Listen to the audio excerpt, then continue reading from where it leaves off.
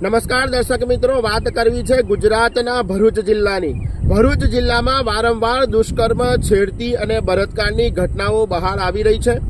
હજુ તો ઝઘડિયામાં રહેતી એક નિર્ભયા 11 વર્ષની કિશોરી પરપ્રાંતીય યુવકની હવસનો ભોગ બની અને 8 દિવસ સુધી વેન્ટિલેટર ઝઝૂમી અને પ્રાણોની આહુતિ આપી છે. હજુ કદાચ એની અંતિમ વિધિ પણ થઈ નહીં હોય. અને ભરૂચ જિલ્લાના આમોદ તાલુકાના એક ઘટના બહાર આવી છે. આમોદ તાલુકાના એક ગામમાં 35 વર્ષના શૈલેષ જગદીશભાઈ રાઠોડ નામના યુવકે 72 વર્ષની વૃદ્ધાને પોતાની હવસનો શિકાર બનાવી છે અને એના ઉપર દુષ્કર્મ આચરી બળાત્કાર ગુજાર્યો છે.